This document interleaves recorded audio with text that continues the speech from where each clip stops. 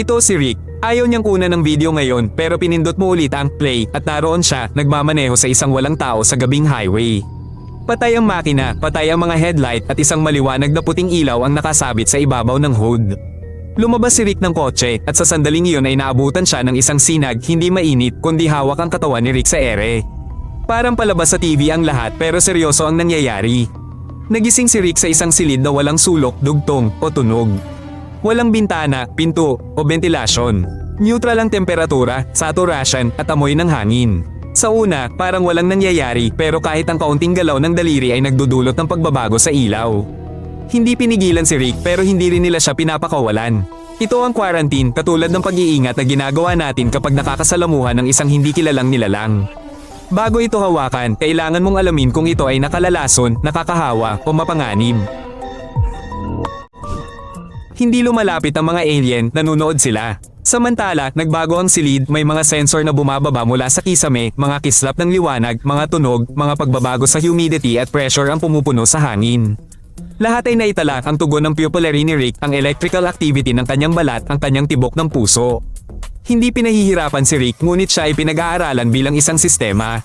Ginagawa natin ang parehong bagay kung gusto nating maunawaan kung paano gumagana ang isang alien organism. Ang susunod na hakbang ay neurostimulation. Walang paghawak, walang mga electrode, isang helmet lamang na nagbabasa ng aktibidad ng utak sa real time.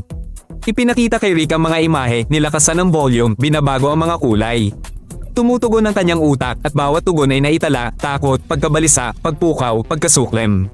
Pinag-aaralan din natin ang mga emosyon sa mga hayop upang matukoy kung ano ang bumubuo sa instinct at kung ano ang bumubuo sa kamalayan. Pagkatapos ay ang pagkolekta ng mga sample. Isa sa mga humanoid na hindi pa rin pisikal na lumalapit ay naghiwalay ng isang buhok mula sa balikat ni Rick. Naninigas si Rick, inaasahan ng agresyon. Ngunit ang sample ay kinuha ng may lubos na katumpakan at pag-iingat. Naghahanap ang mga alien ng DNA, bacteria, microbes, anumang bagay na nagpapaliwanag kung ano ang bumubuo sa atin. Gagawin din natin ang pareho sa humanoid na ito kung mapadpad tayo sa planeta nito. Pagkatapos ng pagtatasan ng pisyolohikal, nagsimula ang pagsusuri sa pag-uugali. Si Rick ay inilagay sa isang silid na kamukha ng kanyang apartment ngunit may ilang maliliit na detalye. Ang mga muebles ay bahagyang nakataas, ang tubig ay umaagos pataas at ang mga tunog ay bahagyang nabaluktot. Hindi ito isang simulasyon, ito ay isang eksperimento. Sinusubukan nila kung gaano kabilis mapansin ng isang tao ang isang pagkakaiba at kung ano ang kanilang ginagawa kapag napagtanto nilang mali ito. Nagsimulang magpanggap si Rick na maayos ang lahat. Ito ay isang kawili-wiling resulta at naitala rin ito. Sa isang punto, binigyan siya ng isang interaksyon, isang bagay. Ito ay isang makinis na globo na may isang buton lamang. Walang mga tagubilin, walang mga label.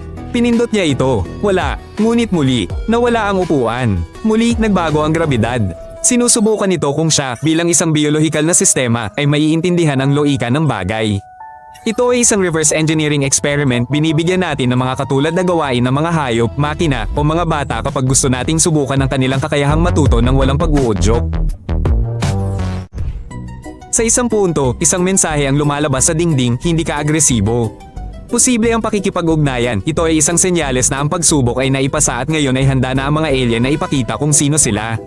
Isang humanoid ang lumapit kay Rick at ipinaliwanag gamit ang lakas ng kanyang isipan na hindi siya mula sa ibang planeta kundi mula sa napakalayong hinaharap. 1,000,000 taon ang lumipas, ang daigdig ay nagbago, ang mga tao ay umangkop at muling bumuo, ang wika ay nawala at ang kanilang mga boses ay nawala ng kanilang tungkulin, ngunit ang teknolohiya ay nagbigay daan sa kanila na bumalik sa nakaraan. Hindi upang alapinan o iligtas kundi upang maunawaan. Upang maunawaan kung ano ang sinaunang tao sa pamamagitan ng isang totoong halimbawa. Nang matapos ang lahat, si Rick ay muling nalubog sa sinag at maingat na bumalik sa kung saan siya nawala. Ang lahat ay tila walang nangyari at sino ang maniniwala sa ganoong bagay. Nasa bulsa lamang niya ang parehong bola na may buton.